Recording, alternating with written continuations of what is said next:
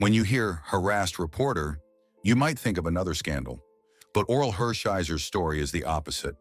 He was the one who stood up to his teammates and told them to knock it off when they were harassing female reporter Jessie Garcia. That moment shows you everything about who this man really is. Yet somehow his incredible career and character have been forgotten by many. Orel Hershiser wasn't supposed to be a baseball star. Born in Buffalo, his family moved around a lot during his childhood. He showed some promise early, placing third in a national hit, run, and throw competition at age 8. But promise doesn't always lead to success.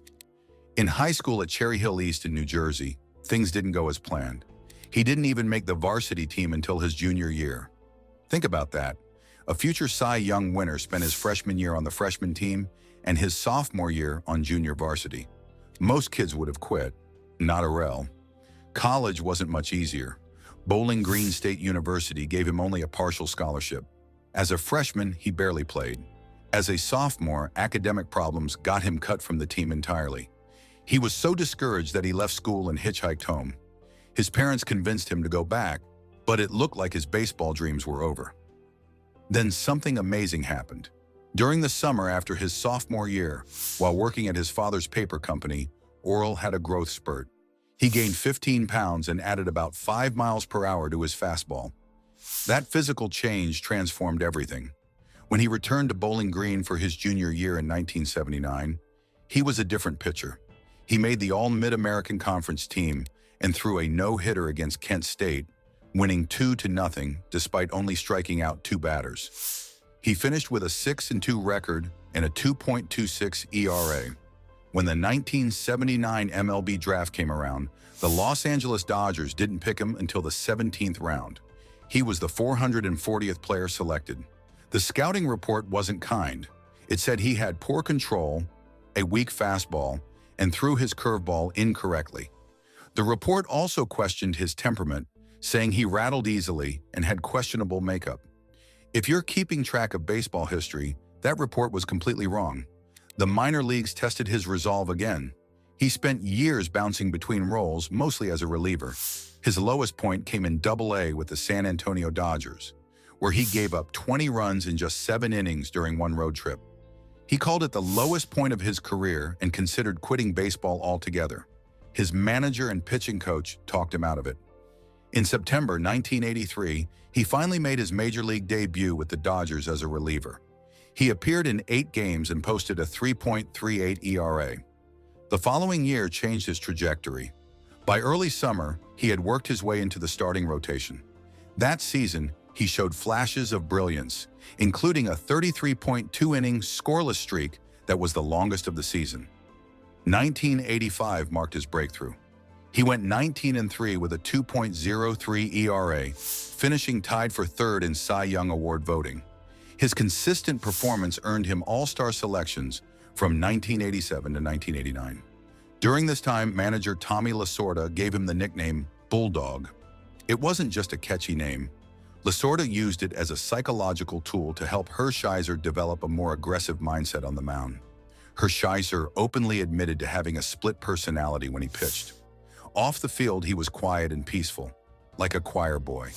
But on the mound, he transformed into what he called a cold-blooded persona of a hired killer. He became arrogant, hostile, and confrontational as a protection device. This mental transformation was as important to his success as his physical skills. If you're a baseball fan who wants to catch every game this season, Fubo has you covered with comprehensive MLB coverage. You can watch your favorite teams without missing a pitch, making it perfect for following stories like Hershiser's legendary career. Then came 1988, the year that defined his legacy. This wasn't just a great season, it was one of the most dominant individual performances in baseball history.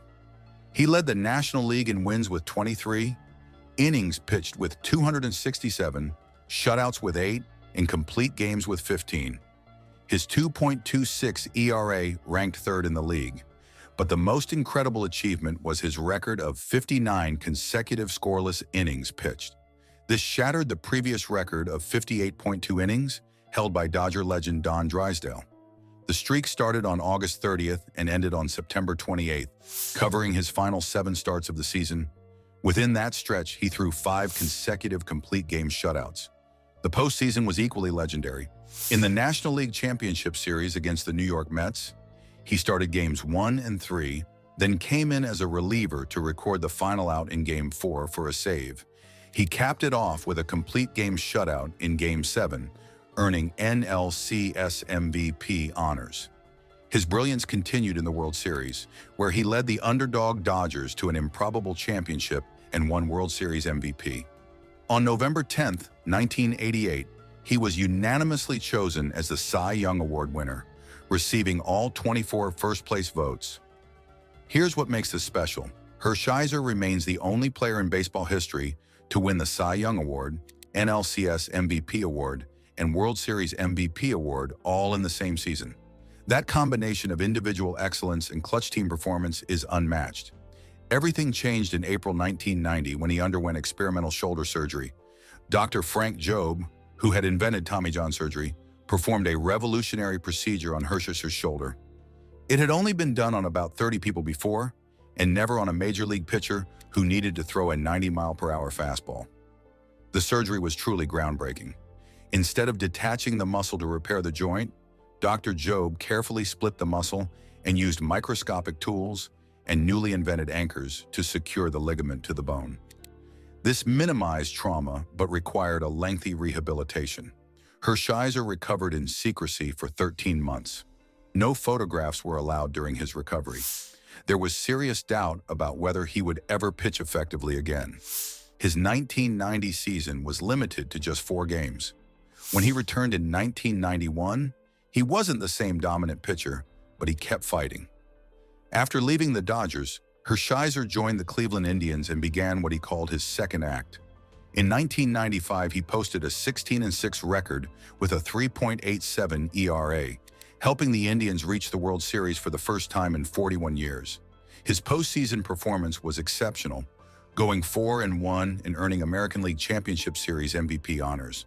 This comeback showcased remarkable resilience. While his post-1988 performance didn't consistently match his peak, his ability to return from career-threatening surgery and still contribute significantly to winning teams represents a different kind of success. His character shone brightest off the field. That story about defending reporter Jessie Garcia wasn't isolated. He also encouraged another female reporter, Melissa Lutke, telling her to stand straight, look forward, and act like she belonged because she did. In an era when such behavior was often tolerated or ignored, his willingness to challenge teammates and encourage others showed integrity that went beyond baseball. Hershiser finished his 18-season career with 204 wins, 150 losses, a 3.48 ERA, and 2,014 strikeouts. He was selected to 3 All-Star games, earned a Gold Glove in 1988, and won a Silver Slugger in 1993. Notably, he remains the only player to win both National League and American League Championship Series MVP awards. After retiring in 2000, Hershiser transitioned successfully into broadcasting. He worked briefly as a coach with the Texas Rangers before joining ESPN in 2006. In 2014, he returned to the Dodgers as a television analyst for Sportsnet LA, where he continues today as part of the primary broadcast team. He also pursued competitive poker, reaching the quarterfinals of the 2008 NBC National Heads Up Poker Championship and winning over $54,000 in an online tournament. Perhaps most meaningful is his relationship with Bowling Green State University. He has become a major donor, helping raise millions for field enhancements. He will receive an honorary doctorate in leadership studies during spring 2025 commencement. He often says there is no Orel Hershiser without Bowling Green. The Hall of Fame remains his biggest disappointment. Despite his legendary 1988 season, the Baseball Writers Association dropped him from the ballot after just 2 years. He received 11.2% of votes in 2006 but fell to 4.4% in 2007, below the 5% threshold to remain eligible. Critics point to his overall career statistics. Beyond 1988 and a strong 1985, they argue his resume resembles a good, solid starter, rather than a spectacular one. The quick dismissal by voters reflected emphasis on sustained statistical excellence over peak performance. Today at 66, Orel Hershiser lives a full life as a broadcaster, philanthropist, and family man. While some might say how he lives is sad without Hall of Fame recognition, his legacy transcends Cooperstown. He transformed from a late bloomer who faced constant rejection into a World Series champion who stood up for what was right. His story proves that greatness isn't just about statistics, but about character and making a difference when it matters most.